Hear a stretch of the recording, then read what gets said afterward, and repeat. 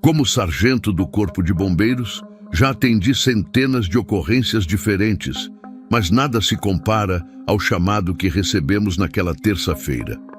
O sol ainda estava forte quando o telefone tocou no quartel.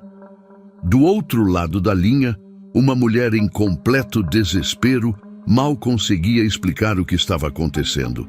Entre soluços, ela dizia que precisava de ajuda urgente, pois estava ouvindo a voz da filha pequena vindo de dentro do poço artesiano no quintal de casa. Nossa equipe chegou na residência em menos de 15 minutos. Era uma casa simples no bairro do Tremembé, com um quintal de terra batida nos fundos. A primeira coisa que me chamou a atenção foi o estado da família.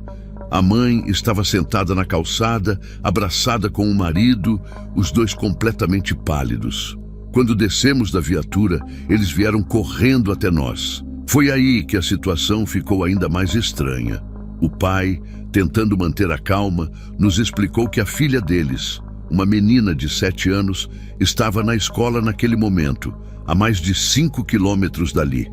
Eles tinham acabado de falar com a coordenadora, que confirmou que a pequena estava em sala de aula, participando normalmente das atividades. Mas ali, parados perto do poço, todos nós podíamos ouvir claramente. Uma voz infantil chamava por socorro.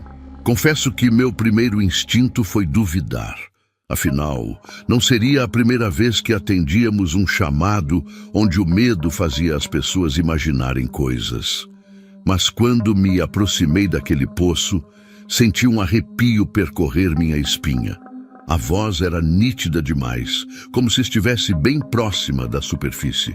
Era definitivamente a voz de uma criança pequena, chorando e pedindo ajuda. Pedi para que toda a equipe fizesse silêncio absoluto e me aproximei mais da borda do poço. O pai estava ao meu lado, iluminando a abertura com a lanterna do celular, enquanto explicava que aquele poço tinha sido fechado há mais de 2 anos, quando instalaram água encanada na região. Inicialmente, pensamos que poderia ser algum tipo de brincadeira de mau gosto, talvez alguma criança da vizinhança. Mas quanto mais tempo passávamos ali, mais estranho ficava. A voz não tinha eco, como seria natural em um poço profundo. E o mais perturbador, ela chamava especificamente pelos pais, usando mamãe e papai, da mesma forma que a filha deles costumava chamar. Decidimos agir mesmo assim. Afinal, existia a possibilidade de haver alguém realmente precisando de ajuda lá embaixo. Preparamos o equipamento de descida e resgate, enquanto eu tentava em vão estabelecer algum tipo de diálogo com a voz que vinha do poço. Me preparei para fazer a descida no poço, seguindo todos os protocolos de segurança. Enquanto a equipe ajustava meu equipamento, percebi que a mãe tinha começado a passar mal, precisando ser amparada por um dos nossos socorristas. O estresse da situação estava claramente afetando ela, ainda mais porque a cada minuto que passava, a voz da suposta menina ficava mais aflita e desesperada. Foi quando recebi uma informação que fez meu sangue gelar. Um dos bombeiros da minha equipe tinha acabado de falar novamente com a escola e a professora tinha tirado uma foto da menina na sala de aula naquele exato momento, estudando normalmente com os colegas. Com o coração batendo acelerado, comecei a descida. O poço era estreito e muito profundo, com aproximadamente 30 metros até o fundo. Conforme eu descia, iluminando cada centímetro com minha lanterna, a voz foi ficando mais clara, mais próxima. Mas havia algo muito errado. A temperatura dentro do poço estava absurdamente baixa, totalmente diferente do calor que fazia lá em cima. Era como se eu estivesse entrando em uma câmara frigorífica. O mais estranho é que, mesmo descendo cada vez mais, a voz parecia manter sempre a mesma distância, como se estivesse se afastando junto comigo. Quando cheguei no fundo do poço, a situação ficou ainda mais inexplicável. A água só batia na altura dos meus joelhos e estava clara o suficiente para eu ver que não havia absolutamente ninguém ali. Mesmo assim, a voz continuava, agora parecendo vir de todos os lados ao mesmo tempo. Comecei a examinar as paredes do poço com a lanterna, procurando alguma rachadura ou túnel por onde alguém pudesse estar se comunicando. Mas não havia nada além das paredes lisas de concreto. O frio era tão intenso que eu já estava começando a tremer e minha respiração formava uma pequena nuvem de condensação. Algo completamente anormal para um dia quente de outubro em São Paulo. Comuniquei pelo rádio que não havia ninguém no fundo do poço. E foi nesse momento que algo ainda mais perturbador aconteceu. A voz, que até então pedia socorro, mudou completamente.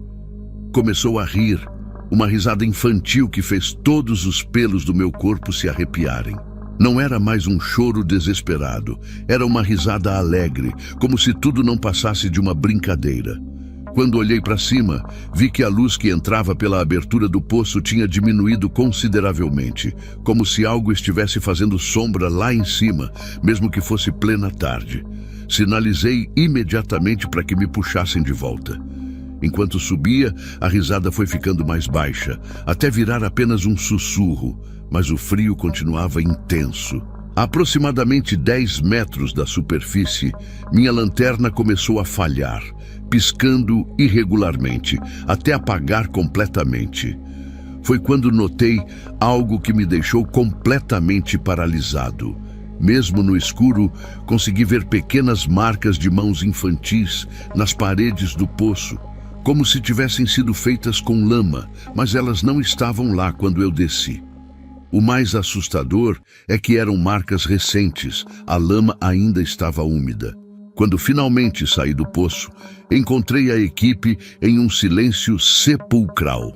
O pai estava ao telefone com a escola novamente e a coordenadora tinha acabado de dar uma notícia que deixou todos ainda mais perturbados.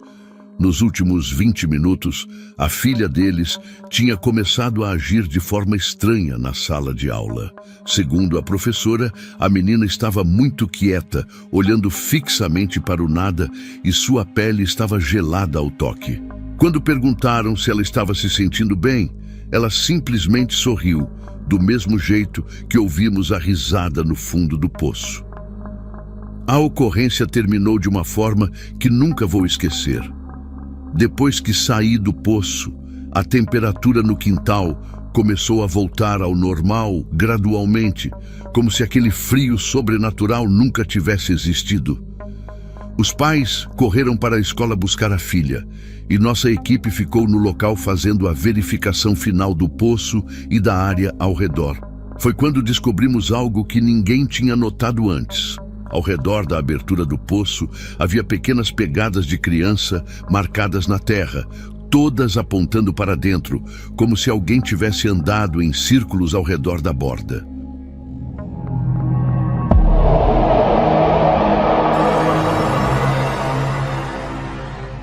Sou bombeiro militar há 5 anos.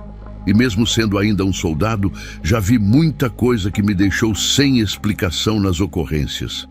Mas nada se compara ao que aconteceu naquela noite de julho na rodovia dos imigrantes. Eu estava de plantão com minha equipe quando recebemos um chamado por volta das 11 da noite. A central informou sobre um acidente grave no quilômetro 132.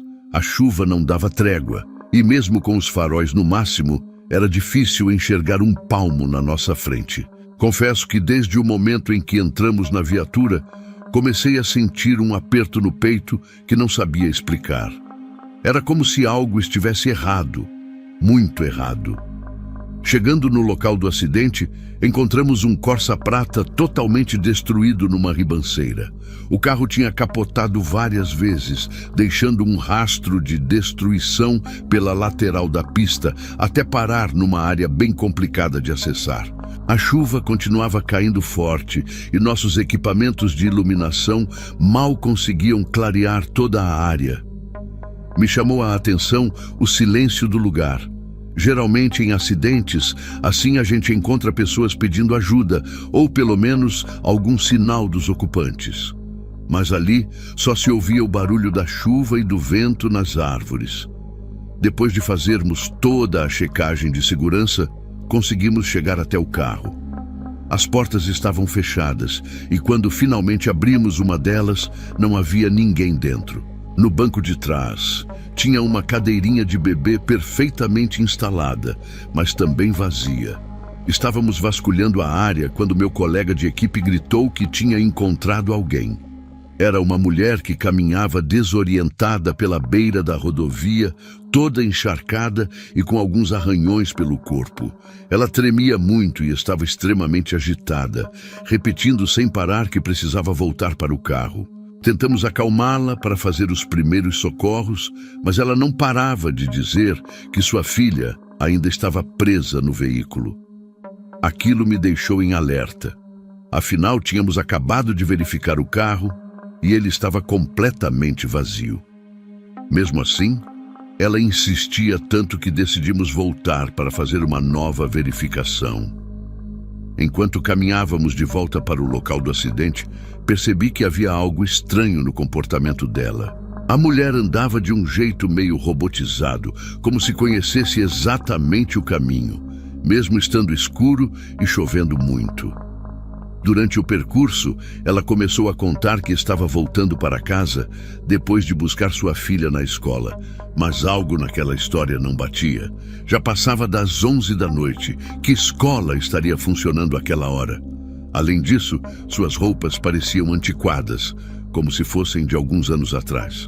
A sensação ruim que eu tinha desde o início da ocorrência só aumentava a cada minuto. Quando chegamos novamente ao carro, comecei a procurar por documentos para tentar entender melhor aquela situação. No porta-luvas encontrei um documento do veículo e uma carteira. Apontei a lanterna e meu coração gelou. A documentação era de 5 anos atrás. Olhei para a mulher e ela continuava afirmando que sua filha estava no banco de trás, apontando insistentemente para a cadeirinha. Nesse momento, um dos meus colegas me chamou um pouco mais afastado e mostrou no tablet uma informação que tinha acabado de receber da central. Naquele mesmo quilômetro, exatamente 5 anos antes, tinha acontecido um acidente fatal envolvendo uma mãe e uma criança. Foi então que aconteceu algo que me fez questionar tudo o que eu acreditava até aquele momento. Enquanto verificava mais uma vez o interior do veículo com minha lanterna, comecei a ouvir um choro baixinho, como se fosse de uma criança pequena. O som parecia vir do banco de trás, exatamente onde estava a cadeirinha. Olhei para meus colegas de equipe para confirmar se eles também estavam ouvindo e, pela expressão em seus rostos, percebi que sim. A mulher começou a ficar ainda mais agitada, dizendo que precisava tirar sua filha dali. Mas por mais que iluminássemos cada centímetro daquele carro, não encontramos absolutamente nada. Decidimos levar a mulher para o hospital mais próximo, já que ela apresentava alguns ferimentos leves e estava em claro estado de choque. Durante todo o caminho na ambulância, ela não parou de falar sobre a filha nem por um segundo. O mais perturbador era que, às vezes, ela parecia conversar com alguém que não estava ali, como se a criança estivesse realmente ao seu lado. Tentei me concentrar no protocolo de atendimento, mas era impossível não ficar impressionado com aquela situação. O choro que tínhamos escutado no local do acidente ainda ecoava na minha mente, me fazendo questionar tudo o que tinha acontecido naquela noite. Na semana seguinte ao acidente, nossa equipe recebeu uma informação que fez todo mundo ficar ainda mais impressionado. A central confirmou que a mulher que socorremos era realmente a mesma pessoa do acidente de 5 anos atrás. Segundo os registros, ela tinha perdido a filha de 4 anos naquela noite chuvosa, quando perdeu o controle do carro exatamente no mesmo local. O mais assustador é que os registros médicos indicavam que ela também não tinha sobrevivido ao acidente. Desde então, existem relatos de outros motoristas que passam por aquele trecho da Imigrantes em noites de chuva, dizendo ter visto uma mulher caminhando na beira da estrada, aparentemente procurando por alguém. Hoje, 5 anos depois daquela noite, ainda trabalho como bombeiro e continuo atendendo ocorrências na Imigrantes. Porém, toda vez que passo por aquele trecho do quilômetro 132, principalmente em noites de chuva, não consigo evitar uma sensação estranha. Às vezes, quando estou no quartel conversando com outros colegas bombeiros, descubro que não sou o único que já teve experiências parecidas naquele local.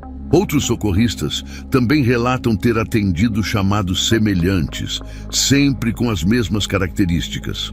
Um carro capotado, uma mulher desorientada procurando pela filha e aquele inexplicável choro de criança vindo do banco de trás.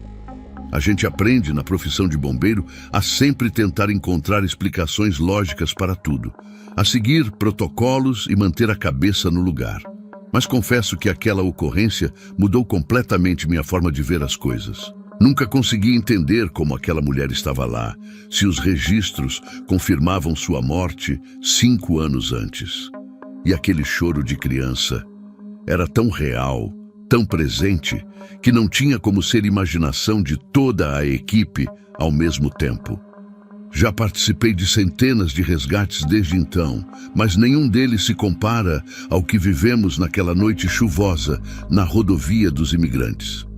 Semana passada, estava de plantão novamente quando recebemos uma chamada para outro acidente naquele mesmo local. Era uma noite sem chuva dessa vez, um atendimento comum de colisão sem vítimas. Enquanto fazíamos os procedimentos de praxe, um senhor que tinha parado para prestar socorro começou a contar que minutos antes da colisão tinha visto uma mulher com uma criança no colo caminhando pela beira da estrada. Segundo ele, quando tentou parar para ajudar, as duas tinham simplesmente desaparecido na escuridão. Senti um arrepio percorrer minha espinha enquanto ele descrevia exatamente a mesma mulher que tínhamos socorrido naquela noite. Já tentei buscar mais informações sobre o acidente original, de 5 anos atrás. Descobri que a mulher se chamava Maria Helena e sua filha, Ana Clara, tinha acabado de completar 4 anos quando tudo aconteceu. Elas estavam voltando de um aniversário na casa de parentes, o que explicava o horário tardio. Desde então, a direção do Corpo de Bombeiros preferiu não comentar oficialmente sobre os chamados recorrentes naquele trecho. Mas entre nós, bombeiros, sabemos que tem algo ali que não conseguimos explicar. Toda vez que a sirene toca e recebemos um chamado para aquele quilômetro, já vamos preparados para encontrar mais do que apenas um acidente de trânsito comum.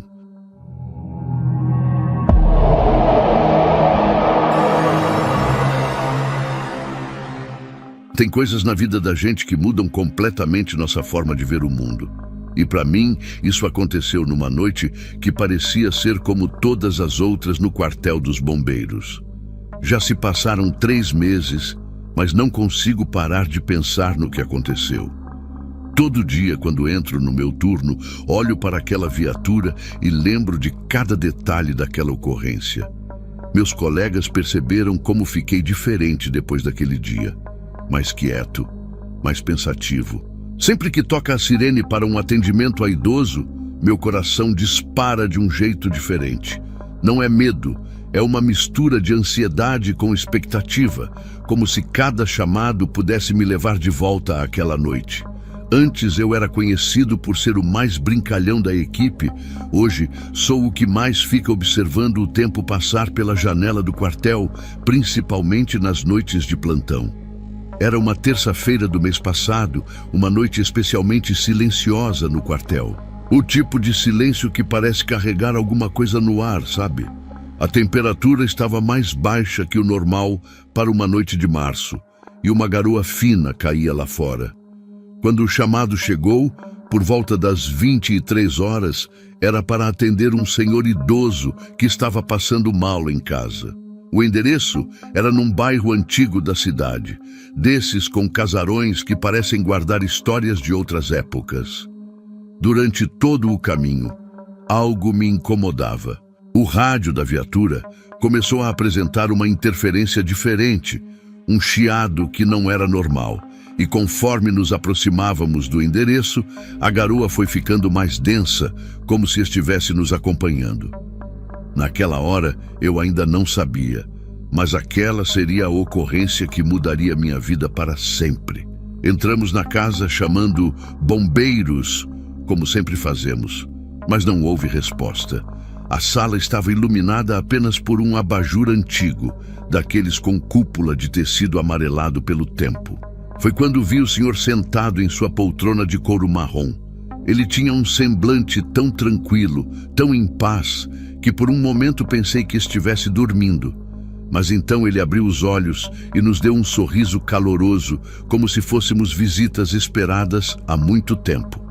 O que me chamou a atenção imediatamente foi o estado impecável da casa. Tudo estava perfeitamente organizado, os móveis bem distribuídos, mas havia uma fina camada de poeira sobre todas as superfícies, como se ninguém tivesse feito uma limpeza profunda ali por semanas. O ar tinha um cheiro peculiar, meio adocicado, diferente do cheiro característico de casa de idoso. Enquanto meu colega começava a preparar os equipamentos para verificar os sinais vitais do paciente, fiquei observando as fotografias nas paredes. Eram muitas, todas em preto e branco ou naquele tom sépia característico de fotos antigas. Foi quando meu coração quase parou. Em uma das fotos, o senhor estava vestindo um uniforme de bombeiro muito parecido com o nosso, só que visivelmente de outra época. Ele percebeu meu interesse e começou a falar sobre sua juventude, sobre como era ser bombeiro nos anos 60. Sua voz era baixa e calma, como se cada palavra exigisse um esforço especial para ser pronunciada. Enquanto isso, notei que meu colega estava com uma expressão estranha enquanto tentava aferir a pressão do senhor. Foi então que começou a acontecer algo que nunca tinha presenciado em todos os meus anos de profissão. Os equipamentos não registravam absolutamente nada, nem pressão, nem batimentos, nada. Trocamos as pilhas, tentamos outros aparelhos, mas o resultado era sempre o mesmo: silêncio total. O oxímetro não conseguia fazer a leitura, o monitor cardíaco não captava nenhum sinal. O mais perturbador é que o senhor continuava ali, conversando normalmente conosco, como se nada estivesse errado. Ele nos contava sobre os resgates mais marcantes que havia feito, sobre como a cidade era diferente naquela época, sobre as pessoas que tinha salvado, e cada história batia perfeitamente com acontecimentos históricos da nossa cidade, que eu conhecia dos registros antigos do Corpo de Bombeiros. Em determinado momento, ele parou de falar e nos olhou com uma expressão que nunca vou esquecer. Seus olhos tinham um brilho de profunda gratidão misturada com uma tristeza serena.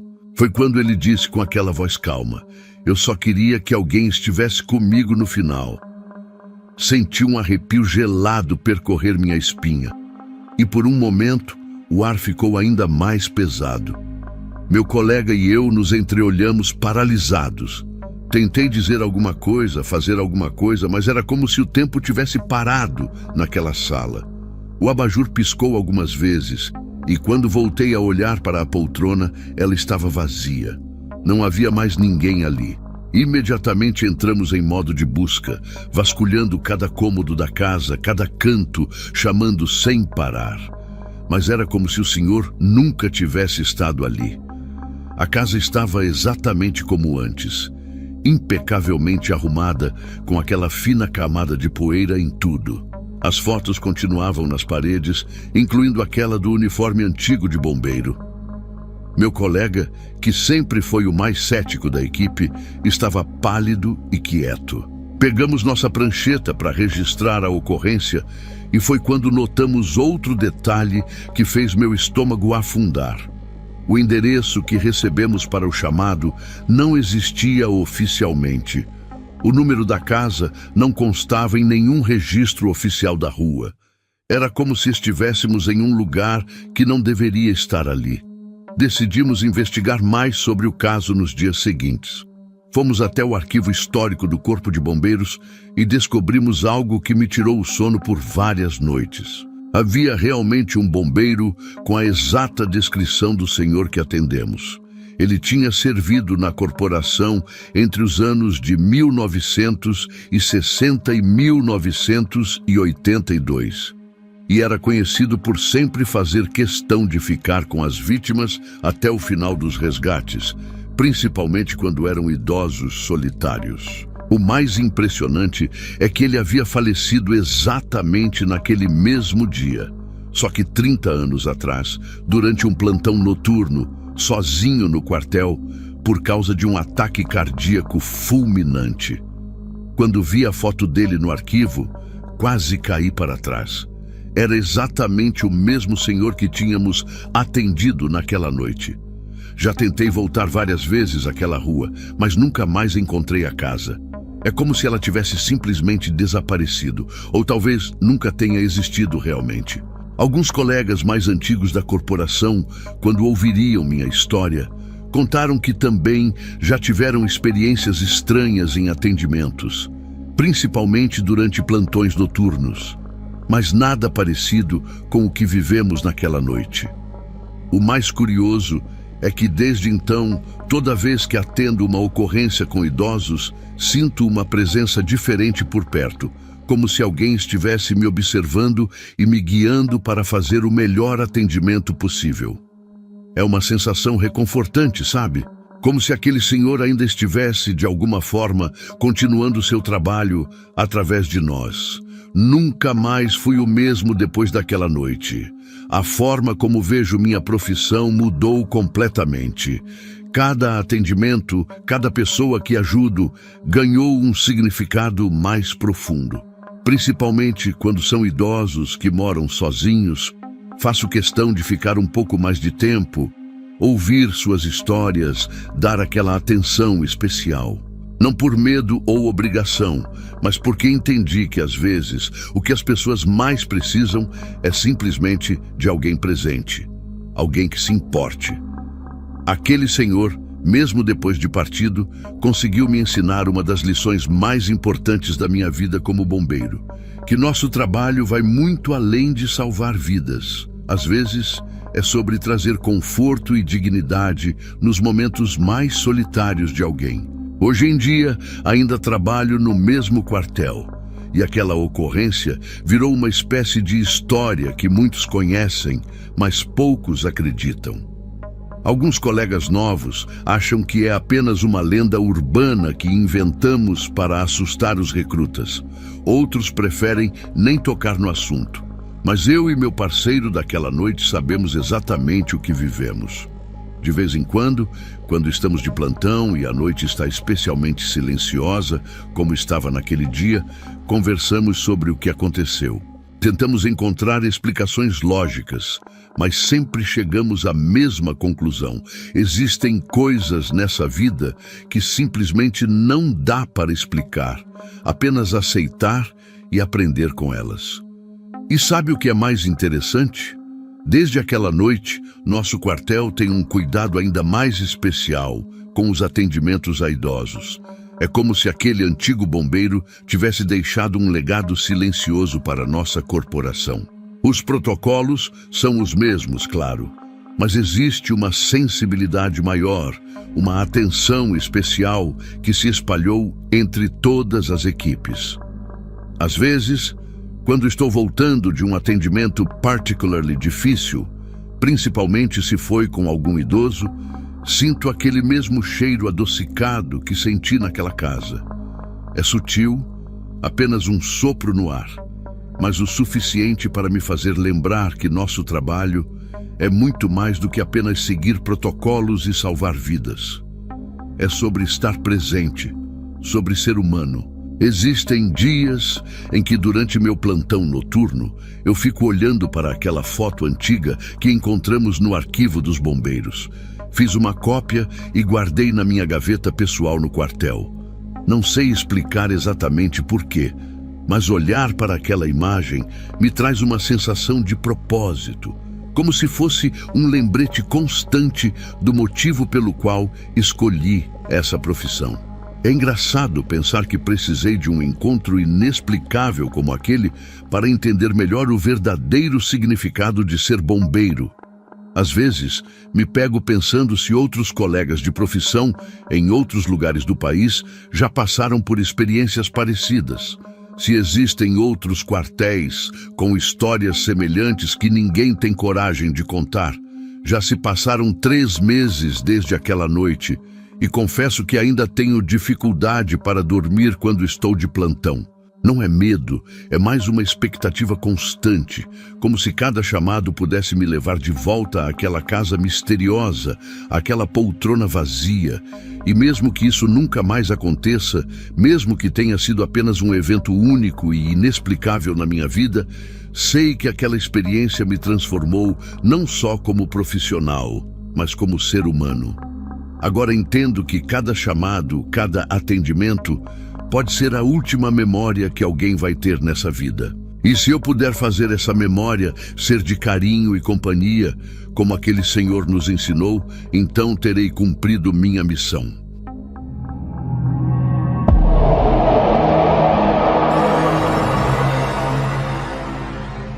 Passei meses tentando encontrar alguma explicação lógica para o que aconteceu naquela noite, mas até hoje não consegui. Sou bombeiro há 15 anos em uma cidade do interior de São Paulo. Já atendi centenas de ocorrências diferentes e sempre mantive os pés no chão. Sempre fui aquele cara cético, sabe? Daqueles que precisa ver para crer. Mas depois daquela chamada para atender uma pessoa passando mal, confesso que muitas das minhas certezas foram por água abaixo. Até conversei com meus colegas de trabalho sobre o ocorrido, mas a maioria prefere nem tocar no assunto. O Pedro, que estava comigo naquela noite, inclusive pediu transferência de unidade uma semana depois. Era uma noite de junho do ano passado, por volta das 23 horas, quando recebemos o chamado. Uma casa antiga no centro histórico da cidade, daquelas que todo mundo conhece e comenta sobre histórias do passado. Lembro que estava um frio fora do comum para a época, e enquanto dirigia a viatura, notei que as ruas estavam especialmente vazias. Não havia nada de diferente no protocolo inicial. Checamos os equipamentos médicos, confirmamos o endereço, tudo normal. Mas assim que paramos em frente àquela casa de esquina, com sua pintura descascada e portão de ferro enferrujado, senti algo estranho. Não sei explicar exatamente o que era, mas era como se o ar estivesse pesado, diferente. O tipo de sensação que a gente tem quando sabe que algo não está certo. No momento em que entramos na casa, encontramos uma senhora idosa sentada em uma cadeira de balanço na sala. A iluminação era fraca, vinha apenas de uma luminária antiga ao lado dela, o que deixava o ambiente ainda mais sombrio. Ela estava realmente agitada, se mexendo na cadeira e olhando fixamente para as paredes. Quando nos aproximamos, ela começou a falar sem parar sobre pessoas que entravam pelas paredes. Me lembro perfeitamente das palavras dela. Eles não param, eles continuam entrando. Olha lá, olha lá. Como profissional experiente, meu primeiro pensamento foi que ela estivesse sofrendo de alguma confusão mental, algo que não é incomum em pacientes idosos. Comecei a verificar os sinais vitais dela enquanto tentava manter um diálogo calmo. Foi quando as coisas começaram a ficar verdadeiramente estranhas. Enquanto eu media a pressão dela, que surpreendentemente estava normal, notei que a temperatura do ambiente havia mudado drasticamente. Era como se estivéssemos dentro de uma câmara frigorífica. O tipo de frio que faz os pelos do braço arrepiarem e a respiração formar uma pequena névoa no ar. Pedro, meu colega, também percebeu, tanto que chegou a verificar se não havia alguma janela aberta. Mas não havia. Todas estavam fechadas, e mesmo assim, aquele frio inexplicável continuava aumentando. A temperatura corporal da senhora também estava absurdamente baixa, muito abaixo do normal para qualquer pessoa saudável. Foi nesse momento que comecei a ouvir barulhos estranhos vindos das prateleiras. No início, pensei que fossem apenas ruídos normais de uma casa antiga, mas então os objetos começaram a cair sozinhos. Primeiro foi um porta-retrato, depois alguns livros, e em seguida vários itens começaram a se mexer e cair ao mesmo tempo. Não tinha vento, não tinha trepidação, absolutamente nada que pudesse explicar aquilo. Olhei para o Pedro e percebi que ele estava tão perplexo quanto eu. Em 15 anos de profissão, nunca tínhamos presenciado nada parecido. Tentei manter a calma e me concentrar no atendimento, mas era impossível ignorar o que estava acontecendo ao nosso redor. E então, de repente, a senhora mudou completamente seu comportamento. Ela, que estava agitada e assustada, ficou estranhamente calma, quase como se estivesse em transe. Começou a conversar com o ar, como se houvesse outras pessoas na sala. "Maria, você voltou e trouxe o José com você", ela dizia, com um sorriso no rosto. "Faz tanto tempo que vocês se foram." O mais perturbador é que ela chamava essas pessoas invisíveis pelos nomes, como se as conhecesse muito bem. A forma como ela conversava era tão natural, tão convincente, que por um momento me peguei olhando para os cantos da sala, procurando por algo que eu sabia que não poderia estar ali. Naquele momento, percebi que precisávamos agir rapidamente, mas confesso que estava completamente perdido sobre como proceder. Na nossa formação, nunca fomos preparados para uma situação como aquela. A senhora continuava conversando normalmente com seus visitantes, como se fossem velhos amigos que não via há muito tempo. O que mais me impressionava era a naturalidade com que ela falava, citando detalhes e memórias específicas de cada pessoa que dizia ver. "José, você continua com aquele seu relógio de bolso?" Ou "Maria, seu cabelo ainda está do mesmo jeito que antes." Eram detalhes tão específicos que me causavam um desconforto inexplicável. Enquanto isso, a temperatura continuava despencando e mais objetos caíam das prateleiras sem explicação. Tentei usar o rádio para pedir apoio à central, mas ele só emitia um chiado forte e constante. O Pedro, que sempre foi o mais tranquilo da equipe, estava visivelmente nervoso, suando mesmo com aquele frio intenso. Ele tentou acender mais luzes da casa para melhorar a visibilidade, mas nenhum interruptor funcionava. Apenas aquela luminária antiga ao lado da senhora continuava acesa. O ambiente estava cada vez mais pesado, como se o ar tivesse se tornado mais denso, mais difícil de respirar. Era uma sensação de opressão que nunca tinha sentido antes. Foi quando notei algo ainda mais perturbador. A senhora começou a apontar para diferentes lugares da sala, como se estivesse vendo mais e mais pessoas chegando. "Olha só quem chegou agora", ela dizia empolgada. "O pessoal da antiga fábrica de tecidos também veio nos visitar." Meu sangue gelou quando ela mencionou a fábrica, porque eu conhecia a história. Um incêndio tinha destruído completamente o lugar nos anos 70 e várias pessoas tinham morrido. Essa fábrica ficava exatamente no quarteirão onde aquela casa estava construída. O Pedro me olhou com os olhos arregalados, provavelmente pensando a mesma coisa que eu. De repente, a temperatura baixou ainda mais, a ponto de conseguirmos ver nossa própria respiração no ar. A luminária antiga começou a piscar, e nas paredes, juro que vi sombras se movendo, como se fossem várias pessoas andando de um lado para o outro. Os objetos não paravam de cair das prateleiras, e agora até os móveis maiores começavam a ranger e se mover levemente. A senhora permanecia sentada em sua cadeira de balanço, ainda sorrindo e conversando, como se estivesse em uma reunião social comum com velhos amigos. Ela parecia ser a única realmente confortável naquela situação toda, enquanto eu e Pedro estávamos praticamente paralisados, tentando processar tudo o que estava acontecendo. E então, tão repentinamente como tudo começou, as coisas começaram a voltar ao normal. A temperatura foi subindo gradualmente, os objetos pararam de cair e as sombras nas paredes simplesmente desapareceram.